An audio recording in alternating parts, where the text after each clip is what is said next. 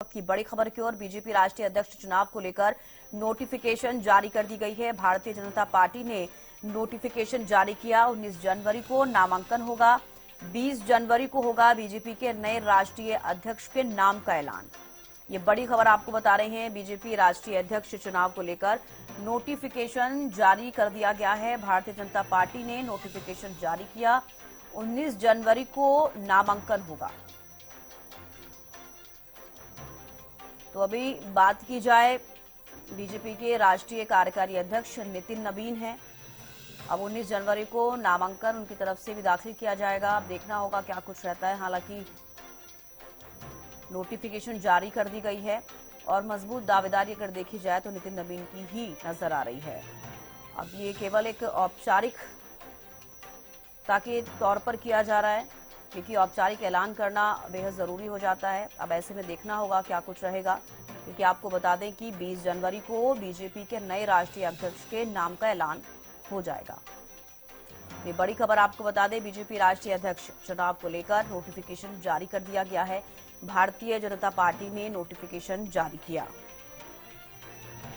तो भारतीय जनता पार्टी ने नोटिफिकेशन जारी कर दिया गया है। 19 जनवरी को नामांकन दाखिल होगा। अब प्राजिता श्री ज्यादा जानकारी के साथ लाइव जुड़ गई हैं। प्राजिता, बीजेपी राष्ट्रीय अध्यक्ष चुनाव को लेकर नोटिफिकेशन जारी कर दिया गया है। 19 जनवरी को नामांकन होगा, क्या कुछ ज्यादा जानकारी?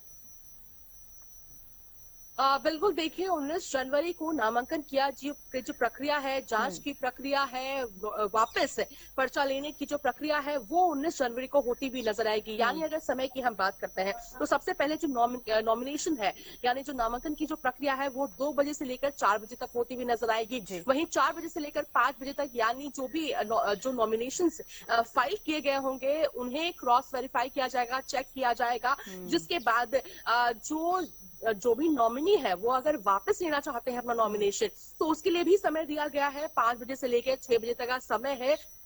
जिसके बाद फिर 20 जनवरी को जो इंतजार है वो भारतीय जनता पार्टी का खत्म होगा। यानी अगर एक से ज्यादा नॉमिनेशंस आए होंगे भारतीय जनता पार्टी के राष्ट्र अध्यक्ष के लिए तो उसके बाद वोटिंग होगी। वोटिंग का जो समय है वो 11:30 बजे से लेकर 1:30 बजे तक के लिए सेट किया गया है।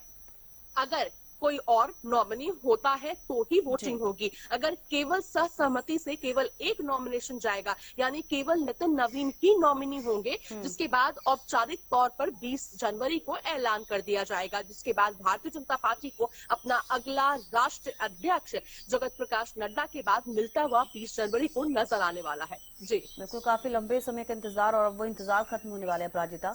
और एक और बड़ा सवाल यहाँ पर यह भी है कि आपने देखा होगा, कभी भी अगर बीजेपी की तरफ से कोई भी कार्यकारी अध्यक्ष रखा जाता है तो देखा जाता है कि आमतौर पर उसके ही नाम की पुष्टि होती है और उसी के नाम पर ही मुहर लगती है। तो क्या लग रहा है कि ये केवल मात्र एक औपचारिकता के तौर पर इसे देखा जा रहा है और नाम का ऐलान जब होगा वो नितिन नवीन ही होंगे जो बीजेपी के राष्ट्रीय अध्यक्ष होंगे? देखिए, फिलहाल तो अटकलें और भी ज्यादा तेज हो चुकी है कि नितिन नवीन ही राष्ट्र अध्यक्ष के तौर पर उन्हें चुना जाएगा। क्योंकि देखिए, भारतीय जनता पार्टी चाहती है कि पूरी तरीके से निष्पक्ष तरीके से तमाम जो प्रक्रिया है वो हो, यानी किसी को भी सवाल करने का मौका ना मिले कि सही उम्मीदवार नहीं चुना गया या फिर भेदभाव किया गया। तमाम तरह की बातें कि बिहार इलेक्शन जीता गया है, इस वजह से बिहार के मंत्री पर विश्वास जताया गया, इस प्रकार की कोई भेदभाव ना हो, इस वजह से कार्यकारी के तौर पर उन्हें नियुक्त किया गया। जिसके बाद सभी ने, पूरे भारतीय जनता पार्टी ने, शीर्ष नेतृत्व से लेकर कार्यकर्ताओं ने, सभी ने उनका कामकाज देखा। जिसके बाद फिर अब उन्हें राष्ट्र अध्यक्ष चुना जा रहा है। यानी सभी को जवाब मिल चुका है कि एक बेहतर चुनाव नितिन नवीन के चेहरे पर किया गया है, जो भारतीय जनता पार्टी को और भी आगे बढ़ाने में मददगार साबित होगा।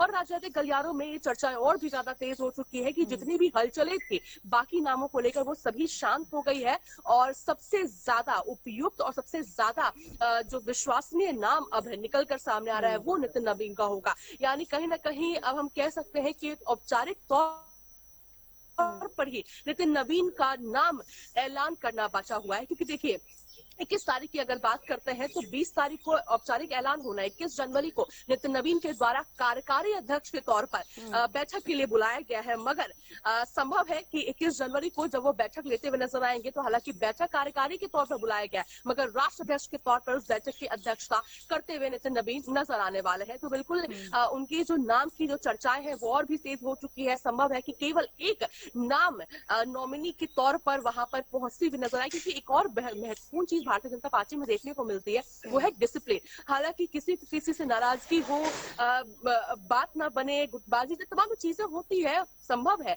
कि हो सकती है, मगर वो बड़े पर्दे पर देखने को नहीं मिलती है। यानी अनुशासन बहुत जरूरी है, अनुशासनहीनता यहाँ पर देखने को नहीं मिलती है। तो संभव है कि अगर शीर्ष कमान के द्वारा नितिन नवीन को चुना गया होगा अगर, तो संभव है कि कोई और जो प्रत्याशी है वो अपना नाम नहीं सामने लेकर आएगा, इसलिए क्योंकि शीर्ष नेतृत्व के द्वारा नितिन नवीन को चुन लिया गया है। जी। और बिल्कुल जैसे कि आपने बिहार का जिक्र किया, प्राजता, मैं भी ये जिक्र करना चाहूंगी कि नितिन नवीन की राजनीतिक सफर के बारे में अगर आप देखें, काफी मजबूत नेता वो माने जाते हैं और ऐसे में एक युवा नेता हैं। तो क्या बीजेपी की तरफ से कोई एक बड़े बदलाव की यहाँ पर तस्वीरें कुछ साफ होती हुई नजर आ रही है कि बीजेपी कुछ और सोच रही है? अगर अगर राष्ट्रीय कार्यकारी अध्यक्ष अभी हैं, अगर उनको अध्यक्ष बना दिया जाता है बीजेपी की तरफ से राष्ट्रीय अध्यक्ष, तो क्या लग रहा है कि अब बीजेपी के अंदर कुछ और नए बदलाव हो सकते हैं? देखो बिल्कुल, जिस प्रकार से अब जो परिस्थितियां हैं देश विदेश की वो बदल रही है, आधुनिकताएं ज्यादा बढ़ रही है, लोग अब बहुत ज्यादा मॉडर्नाइज हो रहे हैं, जिसके लिए अब आवश्यकता है कि नए खून, नए जज्बे की आवश्यकता है। संभवतः अगर नितिन नवीन राष्ट्र अध्यक्ष बनते हैं तो वो सबसे यंगेस्ट, यानी अभी तक के भारतीय जनता पार्टी के सबसे यंगेस्ट राष्ट्र अध्यक्ष के तौर पर चुने जाएंगे। जिसके बाद एक सीधा संदेश युवाओं को जाएगा, यानी प्रधानमंत्री नरेंद्र मोदी युवाओं से संपर्क जरूर करते हैं और बेहतर तरीके से युवा उनसे कनेक्ट भी करते हैं, मगर अगर कोई युवा उनसे कनेक्ट करेगा, युवाओं से कनेक्ट करेगा तो ज्यादा संपर्क बढ़ते तरीके से साथ पाएगा। अब चूंकि अगर बिहार की, अगर हम भारत की देखिए बात करते हैं तो भारत में युवाओं की जो तादाद है वो सबसे ज्यादा है, फिलहाल रेशियो सबसे ज्यादा है भारत में, जिस वजह से युवाओं को बनाना सीधा आप सादती भी नजर आ रही है कि पूरा जो युवा सेक्शन है वो भारतीय जनता पार्टी को पसंद करेगा, क्योंकि युवा उनकी आवाज बन रहे हैं। इसके साथ साथ बिहार की भी देखिए बात करते हैं तो बेहतर कार्यकाल उनका रहा है, यानी अपने पिता की छवि को साथ लेकर अपनी नई छवि भी उन्होंने बनाई है, यानी केवल अपने पिता की छवि लेकर आगे नहीं बढ़े हैं, बल्कि अपने मेहनत से, अपने कार्यशैली से उन्होंने और ज्यादा मेहनत की है, जिसके बाद आज इस मुकाम पर वो पहुंचे हैं, जिस वजह से शीर्ष नेतृत्व ने उनका चयन किया है, विश्वास जताया और इतने बार के विधायक मंत्री वो बने हैं, जिसके बाद राष्ट्र अध्यक्ष जैसे महत्वपूर्ण पद के लिए उन्हें चुना गया है। तो संभवतः जो युवा हैं वो उनसे कनेक्ट कर पाएंगे, उनके नए विचार, नए सोच, नए जज्बे के लिए, और साथ ही उनके जो बुजुर्ग होंगे वो उनसे इसलिए कनेक्ट हो पाएंगे क्योंकि उनके पिता की जो लेगेसी है वो अपने साथ तो लेकर चल ही रहे हैं, साथ ही जो उनका कार्यकाल रहा है उससे भी जो वरिष्ठ लोग हैं वो उनसे जुड़ते हुए नजर आएंगे। या कहा जाए तो चेकपोस्ट जैसा भारतीय जनता पार्टी ने इन्हें चुना है, जिससे भारतीय जनता पार्टी को ये लग रहा है कि इससे बेहतर बीजेपी के लिए जो कोई और नाम नहीं हो सकता था। और संभवतः देखने वाली बात होगी कि किस प्रकार से नितिन नवीन अपने जो तमाम जो अटकलें हैं, सभी जो उनसे जो निगाहें टिकी है लोगों की, भारतीय जनता पार्टी के जो फॉलोअर्स हैं उनकी, कार्यकर्ताओं की निगाहें टिकी है कि किस प्रकार से अपने उस पोजीशन को जस्टिफाई करते हुए नितिन नवीन नजर आने वाले हैं। और कई सारे फैक्टर्स हैं जिसको लेकर नितिन नवीन का नाम आगे चल रहा है, क्योंकि राष्ट्रीय कार्यकारी अध्यक्ष बीजेपी की तरफ से बनाया गया और अब देखना होगा नामांकन के बाद 20 जनवरी को क्या कुछ होता है। बेहद शुक्रिया प्राजिता जुड़ने के लिए और तमाम जानकारी देने के लिए।